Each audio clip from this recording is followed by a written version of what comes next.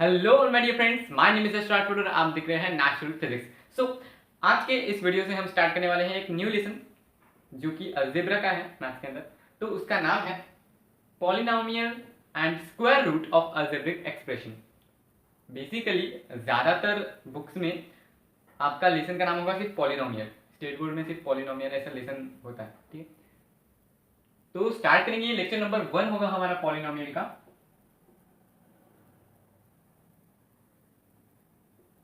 तो इसके अंदर हम पढ़ने जा रहे हैं कुछ बेसिक सी बातें related to polynomial. So first है हमारा कांस्टेंट। हमारा फर्स्ट टॉपिक है कांस्टेंट। मैं डायरेक्टली वीडियो शुरू कर रहा हूँ। ठीक है,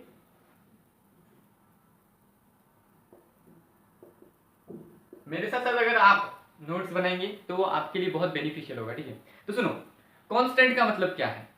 अभी कांस्टेंट आपको पता ही होगा, आप 9th क्लास में हो, 10th क्लास में हो। तो देखो, अब कोई भी चीज़ है उसको कांस्टेंट कब कहते हैं?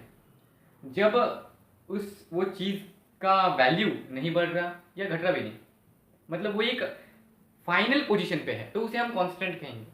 जैसे कि मैं आपको एक एग्जांपल दूंगा। अगर 2x मैंने बोला 2x, तो क्या एक कांस्टेंट है? नहीं। देखो, यहाँ पर 2 कांस्टेंट हो गया, बट x कांस्टेंट नहीं है। हमें x की वैल्यू अभी तक पता नहीं है, तो हम कांस्टेंट नहीं बोल सकते इसको। अगर मैंने बोला कि लेट्स सपोज 10/20, तो क्या है? कांस्टेंट है। हाँ, देखो 10/20 मतलब 1/2, मतलब ये इक्वल होगा 0.5। तो ये कांस्टेंट है, हमें पता है एक नंबर, उसे हम कांस्टेंट कहते हैं। और बुक में डेफिनेशन क्या है? A number having a fixed numerical value. A number have a fixed numerical value, मतलब एक ऐसा नंबर जिसके पास एक फिक्स्ड वैल्यू होगी। जैसे कि मैंने बोला 3, तो उसकी वैल्यू 3 ही रहेगी। तो उसको मैंने बोल दिया वो एक कांस्टेंट है। अभी हमारा पाई, हाँ, वो कांस्टेंट है, क्योंकि जहां तक वो जाएगा, मतलब 3.141 ऐसा बहुत ज़्यादा नंबर्स है, वो अनकाउंटेबल नंबर्स में आते हैं जनरली, बट कहीं ना कहीं उसका एंड है, और अगर एंड है तो वो हमारा क्या है? कांस्टेंट है। ठीक है, पाई की वैल्यू कभी चेंज नहीं होती कि आज 3.14 है और कल 20.14, ऐसा नहीं होता। तो जिस चीज की वैल्यू डिफाइन है या फिक्स्ड है, तो उसे हम कहेंगे कांस्टेंट। यहां पर एग्जांपल ले लो।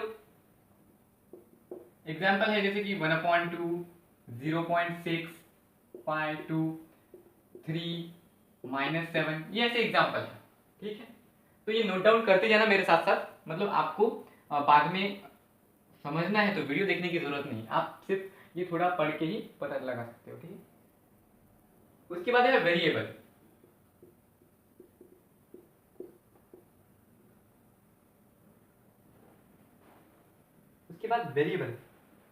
अ number which can take various numerical value is known as variable. देखो, a number that takes various numerical value, मतलब सुनो, a number that takes various numerical value. जैसे कि मैंने बोला, सुनो, हमारे पास एक नंबर है। क्या है? हमारे पास एक नंबर है। तो वो जो नंबर है ना, तो वो दूसरे की जगह लेने की कोशिश करेगा, दूसरे की जगह।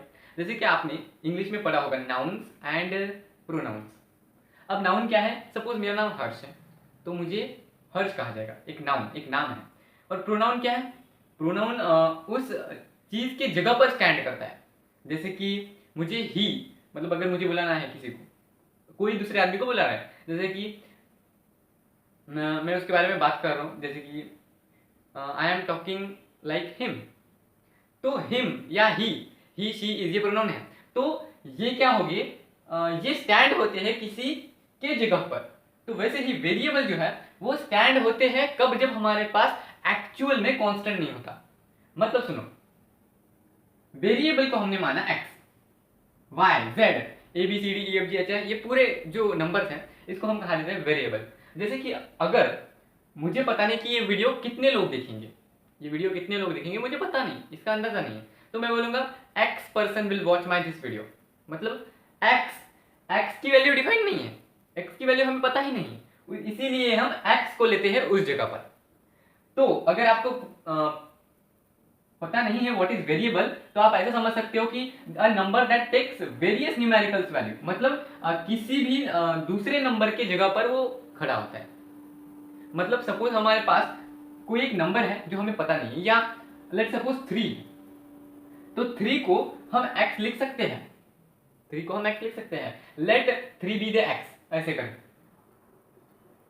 देखो एक सिंपल बात बताता हूं, वेरिएबल का मतलब है कोई ऐसा नंबर जो दूसरे नंबर के लिए स्टैंड होगा, या अगर आपको वो नंबर पता है तो भी हो सकता है और नहीं पता तो भी स्टैंड हो सकता है, ठीक है।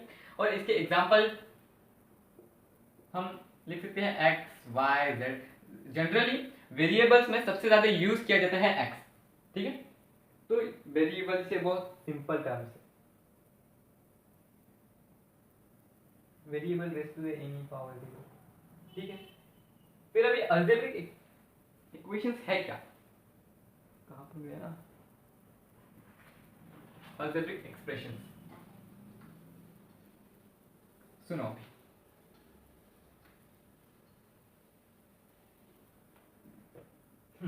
अलजेब्रिक एक्सप्रेशन,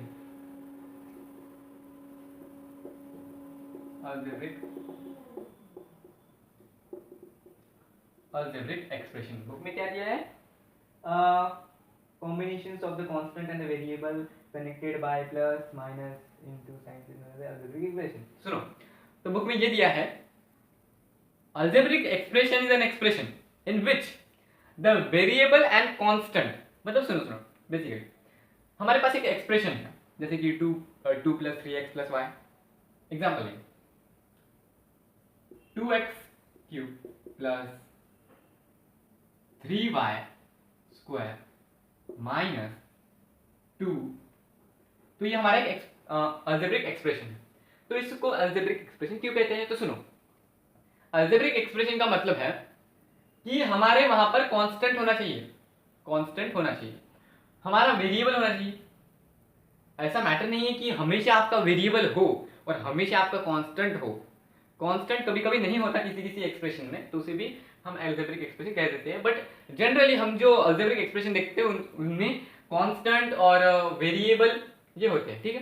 तो सुनो, अभी यहां पर 2 क्या है, 2 कांस्टेंट है ना, 2 कांस्टेंट है, यहां पर x क्या है, x वेरिएबल है, और ये पावर ये तो बात की बात है।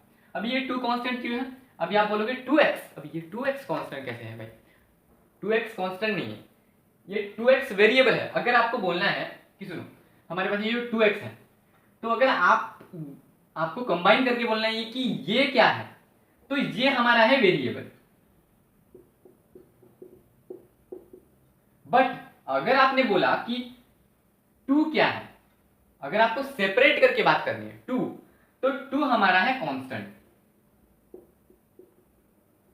ये वेरिएबल क्यों है, क्योंकि देखो यहां पर 2x है, अभी 2 के साथ वो 3 भी हो सकते हैं, x की वैल्यू 3 हो सकती है, 4 हो सकती है, 5 हो सकती है, तो हमें एग्जैक्टली अभी पता नहीं, तो ये मल्टीप्लीकेशन में तो इसका आंसर अलग आएगा। अगर यहाँ पर 2 इंटू 2x की जगह पर 1 है, तो 2 1 जा 1, मतलब 2 1 जा 2, सॉरी हाँ 2 1 जा 2, तो ये इसकी वैल्यू क्या होगी 2। अगर यहाँ पर 2 है तो यहाँ पर 4 आएगा, फिर 6 8, मतलब इसकी वैल्यू चेंज होती है, इसकी वैल्यू चेंज होती है, तो इसलिए हम वेरिएबल बोलेंगे इस पूरे टर्म। बट अगर आपको सेपरेट 2 बोलना है तो वो है कांस्टेंट, और x तो वेरिएबल पहले से ही है, ठीक है। और अलजेब्रिक एक्सप्रेशन एक ऐसा टर्म है जिसके अंदर प्लस साइन माइनस साइन, यहां पर मल्टीप्लीकेशन और डिवीजन, ये चीजें होती है बेसिकली। यहां पर डिवीजन नहीं, कभी कभी यहां पर प्लस माइनस भी नहीं होता है, तो ऐसा कोई जरूरी नहीं है कि इसके अंदर डिवीजन एडिशन सब्ट्रैक्शन सब कुछ हो, ठीक है। तो मैं इसकी डेफिनेशन लिख दूंगा, that is a combination of constant, a combination of constant a combination of constant and variable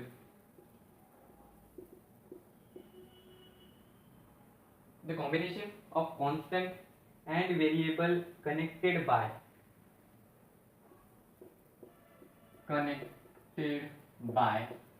plus minus multiplication and division is called algebraic expression। तो ये उसकी डेफिनेशन है। हमारे पास एग्जांपल भी है, एग्जांपल में मैं मन से दूंगा, दैट इज अभी का ही, या देखो 3x प्लस 3y माइनस 2, ये हमारा अलजेब्रिक एक्सप्रेशन है। दूसरा पॉइंट है हमारा अलजेब्रिक एक्सप्रेशन के अंडर आता है, वो है टर्म। फाइनल एग्जाम का टर्म नहीं, ये एक अलग टर्म्स एंड कंडीशन, ये वाला भी टर्म नहीं, ये अलग टर्म है। तो सुनो, टर्म का मतलब है कि देखो हमारा जो अलजेब्रिक एक्सप्रेशन है वो बना होता है अलग अलग टर्म से। अब ये एक टर्म क्या है, देखो हमारे पास एक अलजेब्रिक एक्सप्रेशन है जैसे कि 2y² plus 3x plus 3y, ठीक है। तो ये हमारा एक एक्सप्रेशन है, और -2। तो अभी टर्म का मतलब है कि देखो एक इसकी डेफिनेशन है कि एक अलग पार्ट जो कि डिवाइड होता है प्लस से या माइनस से, प्लस माइनस से अलग अलग पार्ट फॉर्म होते हैं, उसे हम क्या कहते हैं, टर्म कहते हैं। जैसे कि देखो ये प्लस के इधर कौन सा पार्ट है, ये 2y² एक अलग टर्म है, ये एक टर्म है। फिर यहाँ पर प्लस और प्लस के बीच में कौन सा है, 3x, और यहाँ पर 3y और -2, ये 4 अलग अलग टर्म है। मतलब जहां पर प्लस माइनस दिखा तो उसके अलग, मतलब जैसे कि यहाँ पर प्लस है और यहाँ पर माइनस है, तो यहाँ पर ये जो बीच में का है वो टर्म है। यहाँ पर प्लस है, यहाँ पर प्लस है, तो इसके बीच में का टर्म, यहाँ पर प्लस है तो इसके इस साइड का टर्म। तो ये सब अलग अलग टर्म है। मतलब प्लस माइनस ये दो ही है, प्लस माइनस, मल्टीप्लिकेशन और डिवीजन की बात नहीं कर रहा हूँ, प्लस माइनस, क्योंकि यहाँ पर मल्टीप्लिकेशन है, ये एक टर्म नहीं होगा। यहाँ पर प्लस और माइनस जिस एक्सप्रेशन को अलग अलग बांटेंगे, अलग अलग डिवाइड करेंगे, तो उसे हम बोलेंगे कि ये टर्म है। जैसे कि 2y, एग्जाम्पल जो है इसमें का 2y², 3x, 3y और 2, ये टर्म है, ठीक है। आई होप सो यहां तक आपको समझ में आया होगा। इसके बाद कोएफिशिएंट ऑफ टर्म, ज्यादा कुछ है नहीं, ठीक है। कोएफिशिएंट आगे बहुत ज्यादा बेसिक हो गए हैं लेक्चर, कल से पॉलिनोमियल स्टार्ट करेंगे हम, और वो लेक्चर जरूर देखना, ठीक है। Consider the term x² and the case is called the numerical coefficient and x is said to be the lateral coefficient। देखो कोएफिशिएंट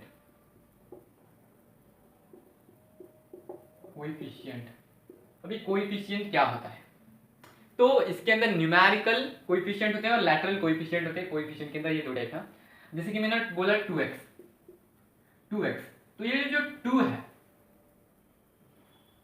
ये जो 2 है ना, वो है न्यूमेरिकल कोएफिशिएंट।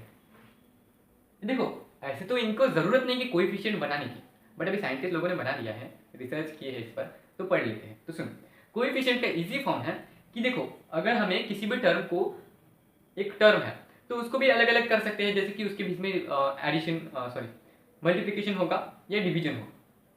टर्म के अंदर क्या हो सकते हैं, मल्टीप्लिकेशन हो सकता है या तो डिवीजन हो सकता है।